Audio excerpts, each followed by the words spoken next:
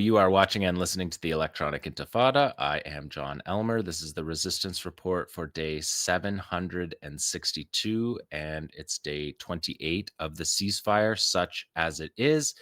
This word ceasefire, I mean, we're using it because there's not a lot of other words to use, but of course, it's definitely not a ceasefire. There have been 190 ceasefire violations by the Israelis since October 11th, 240 people killed, at least 80 of them children, 607 injuries. So those kind of tallies, if you were to put them on the Israeli side, would be, the United Nations Security Council would be meeting to talk about it. But when it happens in Gaza, it's just a sidebar. The bodies of 22 Israeli captives have been exchanged. 6 captives remain in Gaza. 270 Palestinian bodies have returned, and only 78 of the 270 have been identified. Because of the condition of their bodies, the torture, the way that Israel tortured and killed them, but then how they left them after they were dead makes it nearly impossible for people to identify in Gaza. You can hear reports of families trying to do that. The Ministry of Health is setting up tents that are showing media of the decomposing bodies, hoping that somebody in Gaza recognizes their family member by their teeth or by some kind of feature in their skulls. Just really grim, the reality of that, which of course doesn't get covered in the Western media either. The 𝐤𝐿 Brigades released a video yesterday showing how they handle the bodies of soldiers. They're ID'd. They were buried and handled respectfully. The bodies were of captured Israeli soldiers, and the juxtaposition between the way that 𝐤𝐿 treated the bodies and the Israelis really is stark. The bodies from Israel are so mangled and disfigured that, like I said, identification is impossible. The military used an incident last week where 𝐤𝐿 reburied an Israeli captive, and Israeli drone surveillance saw them rebury them. And the 𝐤𝐿 Brigade spoke out about that and said that um, they that this was a deception because in the 2 previous handovers, Israel had targeted the site of the handover, added it to their target bank, and hit and bombed them. Such as a ceasefire, an Israeli-style ceasefire.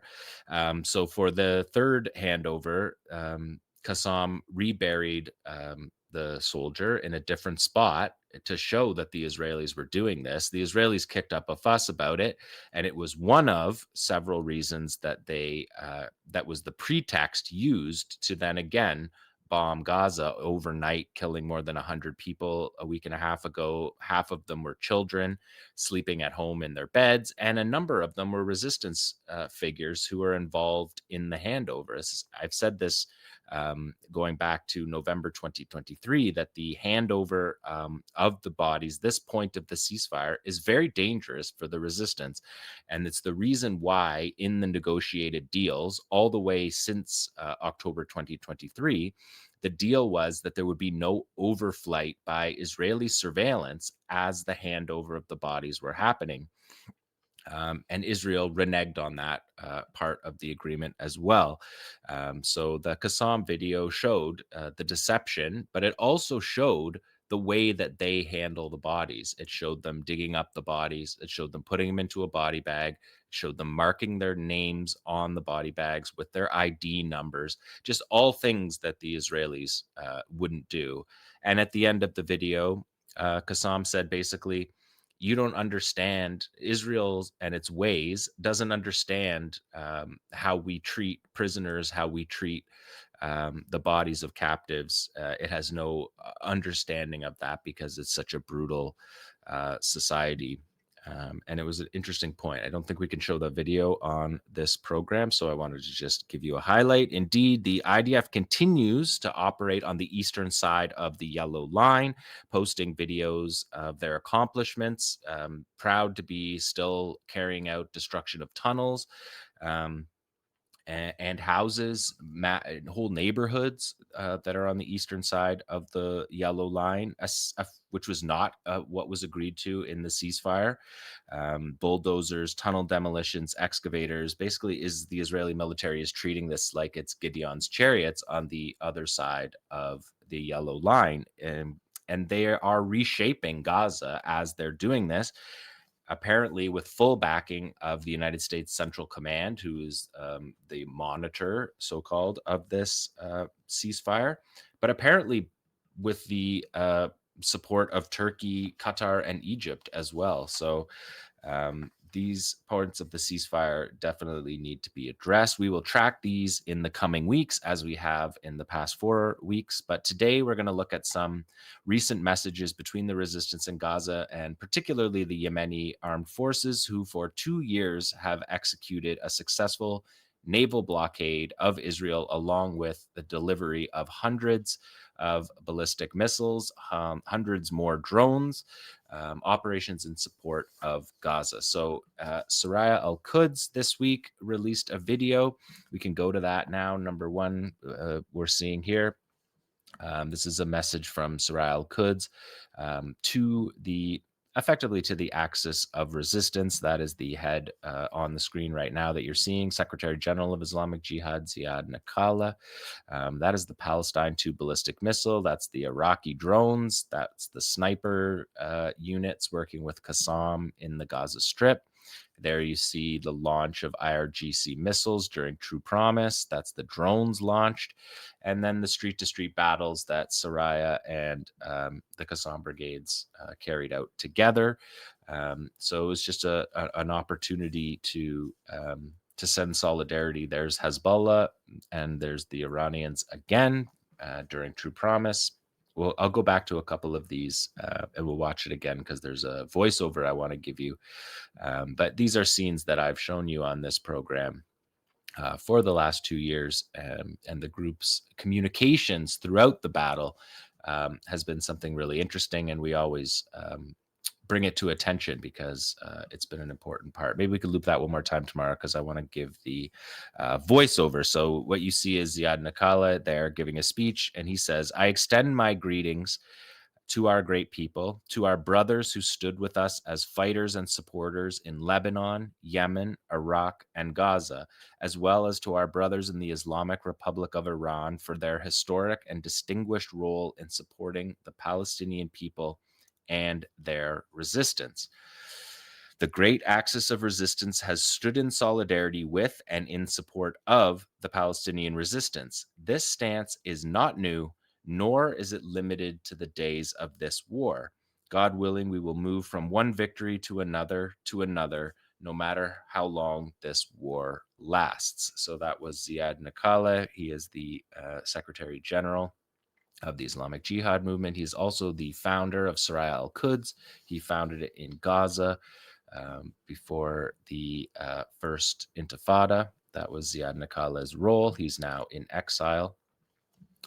But you can see the fighters on the streets, 𝐓𝐡𝐞 fighters operating hand in glove with the Qassam brigades. So look at a couple of stills. Number two I'll show you is there you see the armbands of the Qassam brigades and the fighters of a sniper team, putting both the armbands of 𝐓𝐡𝐞 𝐄𝐥𝐞𝐜 and the Qassam brigades with this Al Ghul sniper operation that we were seeing. So he was saying our brothers both in Gaza and outside of Gaza. And this photo of this operation was showing those sniper teams. And again, we saw these joint operations that are a core part of the resistance, and we saw them all through the war, right from the first days. 𝐓𝐡𝐞 𝐄𝐥𝐞𝐜 was on the ground on October 7th before any other group. They were part of the original raid in the morning. So just to see them throughout the war has been part of something we've covered on this show and people are familiar with. If you look at the next one, we just saw the Palestine 2 ballistic missile, and this is the with the 𝐓𝐴 warhead, and that warhead is a 250 kilo to 500 kilo warhead. That missile is travels at hypersonic speed, 20,000 kilometers an hour, covers the distance between Yemen and Gaza, 2,150-kilometer range, and they struck deep into Israeli territory. They were targeting airports as part of an air blockade when the escalation in Gaza after the ceasefire in January happened. Yemeni armed forces expanded from the naval blockade to an aerial blockade as well, and that was a targeting of Ben Gurion Airport, which we can see in this next slide. People may remember I broke this down on the show, but that tower there is the main tower on the left. We're looking at the airfield of Ben Gurion Airport in Tel Aviv, the main commercial airport, international airport in Israel. And on the left side of the screen, you can see the air traffic control tower. And you can see the missile strike inside the facility. So from 2,100 kilometers away, through 4 layers of air defense, multi-billion-dollar air defense put together with the United States, couldn't stop these Iranian missiles. And later in the war, the warhead on that Palestine 2 ballistic missile became a cluster munition.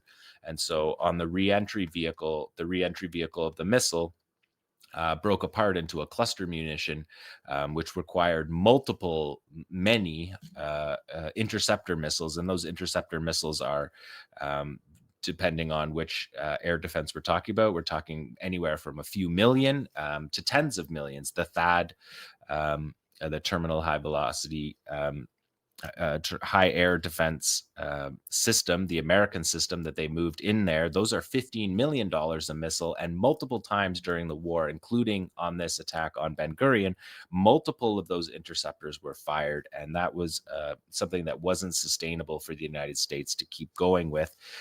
On this hit on the airport, Abu Ubaidah wrote that glory to Yemen, Palestine's equal, as it continues to defy the most brutal forces of oppression and refuses to submit or be defeated despite the aggression it is being subjected to. Because this is me now, not Abu Ubaidah. The Israelis struck in Yemen many times throughout the war. And of course, there was the American war on Yemen as well during this period. Back to Abu Ubaidah, it escalates the attacks on the heart of the deformed Zionist entity, surpassing the most advanced systems in the world to accurately hit its targets. May God guide your aim, bless your struggle, and accept your sacrifices. You are from us and we are from you, Abu Ubaidah said at the time about that operation.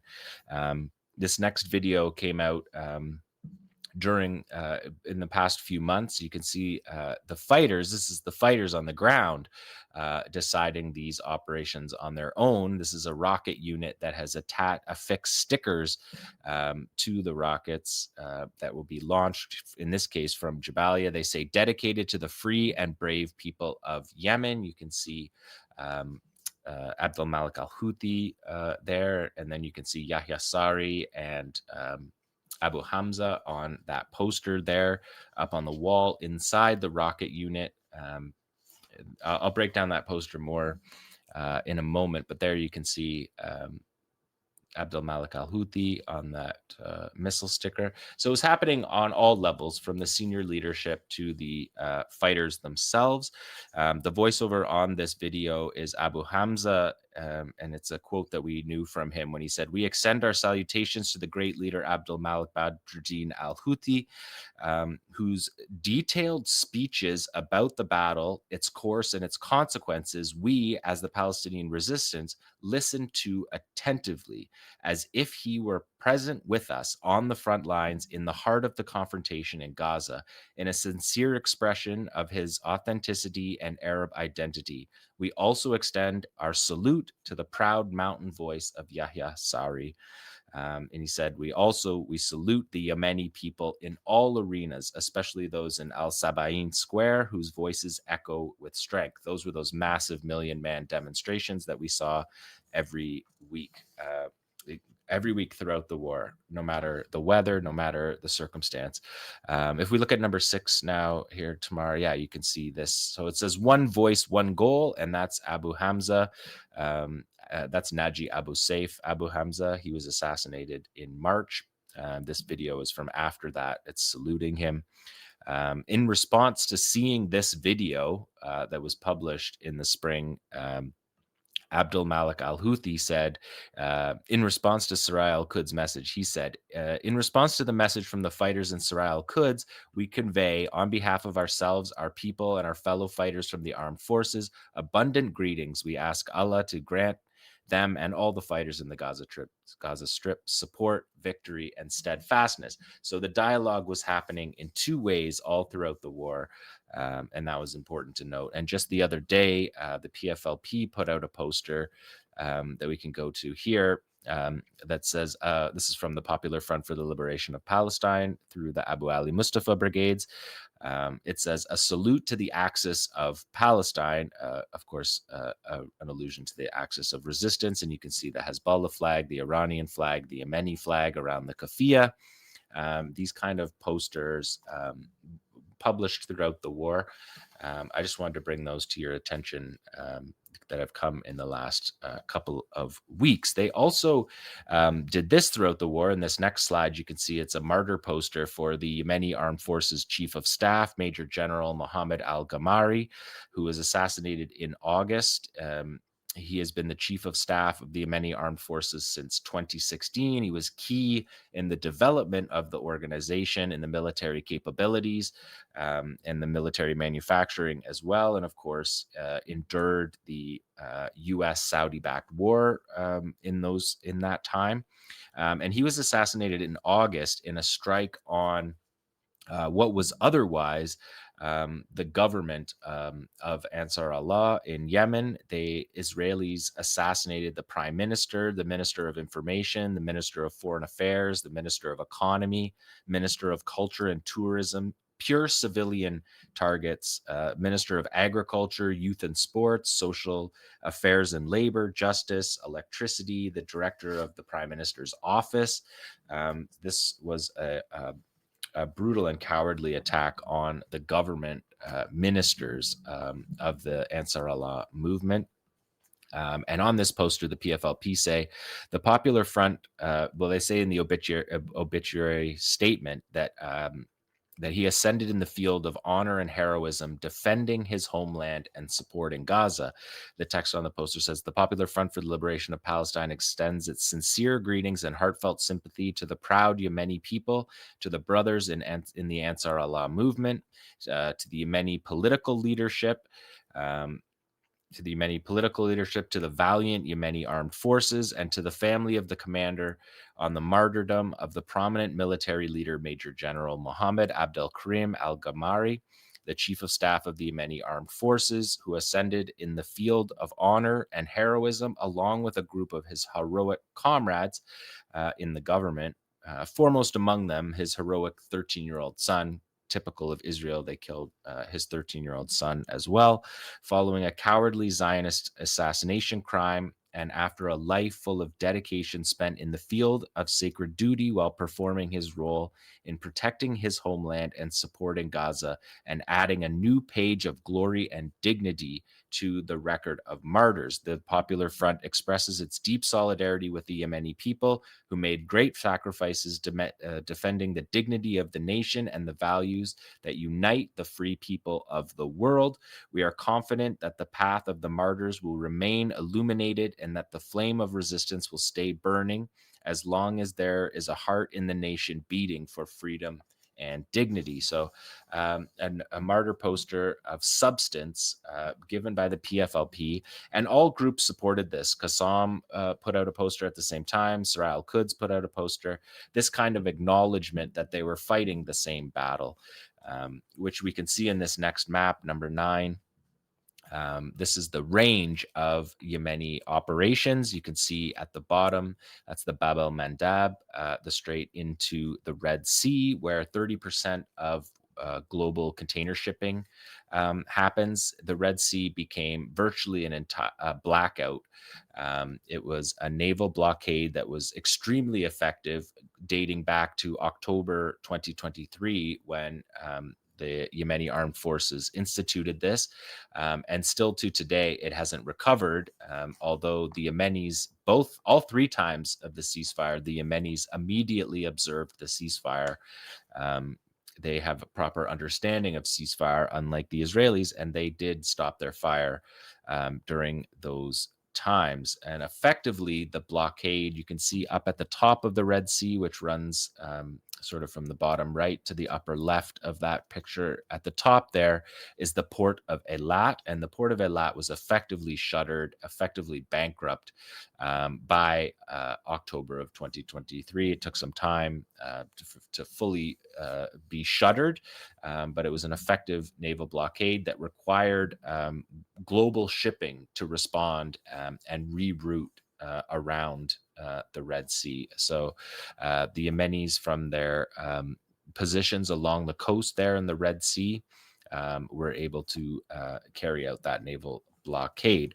And you can see each on this map. I've shown it to you before, but you can see the range of each of their the missile range. So the widest circle that you see, that's the Palestine 2. The inner circle is the Yafa drone, a Yemeni designed drone that was used to target Israel many times. If we go to number 10, you can see the tallies. This is Al-Mayadeen put together this visual, but it's a visual based on a statement by the Yemeni armed forces on their support in the Gaza war, which I will read to you now. It says, "Our dear Yemeni people have moved forward to wage the battle in support of the Palestinian people and the steadfast fighters in the Gaza Strip in defense of the nation and its identity. They have offered money despite the siege, made sacrifices despite the wounds, and prioritized the oppressed in Gaza over themselves. The Yemeni armed forces in all military formations, land, sea, and air, have been at the forefront, serving as a spearhead in support operations and engaging in direct battles with the criminal enemy. The total number of operations carried out by the Yemeni armed forces reached 758 operations, executed using 1,835 cruise missiles and ballistic missiles, drones, and unmanned naval vehicles. The naval forces carried out operations against Israeli ships and those violating the Yemeni ban on Israeli navigation, totaling 346 operations extending from the Red Sea, Bab el-Mandab, the Gulf of Aden, the Arabian Sea, the Indian Ocean, during which more than 228 vessels were targeted, not hit, because the warning shots were usually enough to stop the shipping. And if we see on the next slide here, you can see the tally of the MQ-9 Reaper drones that they downed. Our air defenses, the Yemeni armed forces said, were able during the Battle of Al-Aqsa Flood to shoot down 22 American MQ-9 Reaper reconnaissance aircraft, launch 40 interception operations against enemy aircraft in various formations, including strategic bombers, using more than 57 missiles. So that's during the American war, the 52-day war that was from March to May this year, thwarting a number of aggressive operations by the U.S. and forcing many of the enemy's war formations to retreat. Those are $30 million Reaper drones that were dropped, 22 of them. We also know that the U.S. lost 3 fighter jets. They shot down one of their fighter jets, and 2 fell off the deck of the aircraft carriers that were in the area during attacks by the Yemeni armed forces. During the chaos of trying to defend their warships, they shot down their own planes. They dropped their own planes into the water. And the United States Navy literally spent multiple billions of dollars fighting against the Yemenis in this battle.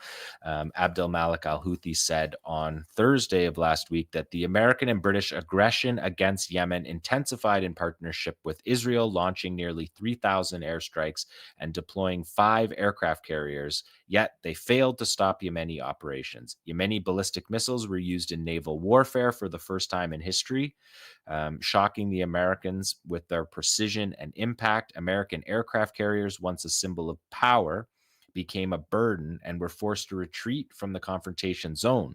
The United States Navy itself admitted that it was a battle unlike any other since World War II. That's Abdel Malik al-Houthi in his speech last week. And all of this was made possible by the advances in manufacturing, local indigenous manufacturing in Yemen. And we can see that in the next video here, where Abdel Malik al-Houthi describes, he says, Yemen is the foremost country among Arab states in war production and military industry.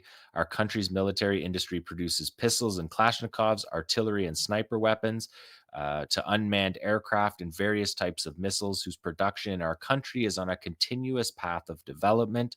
And there are major achievements in the field of unmanned area vehicles with ongoing excellence, creativity, and improvement. What we have achieved on this level is unprecedented. You can see the missiles in this video that we're watching. That's the um, unmanned surface vehicles. That's the Yafa drone that you're looking at there. That can reach and did reach Tel Aviv, broke through, especially late in the war, broke through numerous times right up to the ceasefire. Those drones were effectively hitting in Eilat in the final days, up to October 8th. Were the last ones. On October 8th, there was 4 drones fired in a single hour, and 3 of them penetrated Israeli air defenses. So that is a significant development from the Yemenis, and they showed that during this war. Abdel Malik al-Houthi said, this orientation must continue to keep pace with developments and events in Palestine and the wider region. We will remain at full readiness to return to operations and to higher levels of escalation if the Israeli enemy resumes its genocidal aggression and siege of the Palestinian people. So that is the resistance report for day 762 of this war. I am reporting this on November the 6th.